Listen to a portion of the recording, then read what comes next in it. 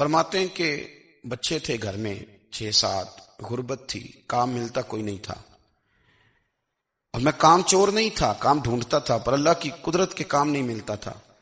فرماتے ہیں کہ میں نے ایک دن اپنی اہلیہ سے کہا کہ آج میں پھر جاتا ہوں کام ڈھونڈنے، تو میری بیوی بڑی فرما بردار تھی، پر اس دن نہ غربت کے ہاتھوں تانگ آ کے کہنے لگی آج نہ کچھ لے کے آیا تو میں بچے لے کے چلی جاؤں گی۔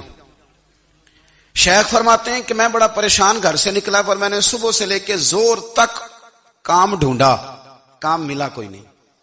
تو میرے دل میں خیال آیا چلو کام نہیں ملتا تو اللہ تو کرے نا، چلو بندوں کی مزدوری نہیں ملتی تو رب کریم کی عبادت ہی کرتے ہیں۔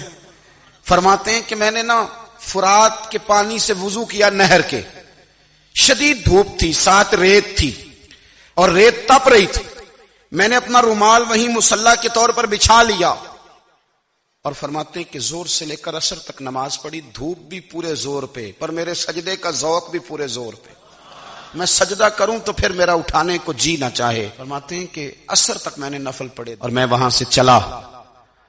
اب میں جب نکلنے لگا تو دل میں خیال آیا کہ چھوٹی چھوٹی دیواریں ہیں گھر کی، بغیر کچھ لیے جاؤں گا تو بیوی دور سے دیکھے گی تو شور کرے گی کہ پھر خالی ہاتھ آ گیا ہے۔ کہتے میں نے اپنے اسی رومال میں جس پہ میں نے نماز پڑھی تھی رومال میں، کہتے ہیں اسی میں میں نے کچھ ریت بھر لی کہ وہ دور سے دیکھے گی تو سمجھے گی کچھ لے کے آیا ہے، چلو جا کے اسے بتا دوں گا کہ آج پھر مزدوری نہیں ملی۔ کہتے ہیں وہ ریت لے کر جب میں گھر میں گیا تو پہلے بیوی دروازے پہ کھڑی ہوتی تھی، پوچھتی تھی خالی ہاتھ آ گئے ہو؟ آج میں نے دیکھا تو ہے ہی کوئی نہیں۔ فرماتے ہیں میں اندر داخل ہوا، سلام لیے، کونے میں نے وہ رومال رکھ دیا اور میں نے آواز دی کہ بھلی مانس کہاں ہو؟ تو وہ کہنے لگی آپ منہ ہاتھ دھو لیں، میں روٹی لے کے آئی۔ میں نے کہا روٹی کہاں سے آ گئی؟ یہاں تو کئی دنوں کے فاقے، تو کئی دنوں کی غربت ہے، یہاں تو اس گھر میں تو فقیری ہے۔ فرماتے ہیں کہ وہ روٹی لے کے آئی اور اس وقت کی جو موجودہ نعمتیں تھیں، سمجھ لیں سلاد، اچار، ہر چیز ساتھ لائی۔ میں نے کہا کہ بچے کہاں گئے؟ کہنے لگی وہ کھانا کھا کے کھیلنے گئے، آپ کھانا کھا لیں آ جاتے۔ کھانا اس نے چن دیا۔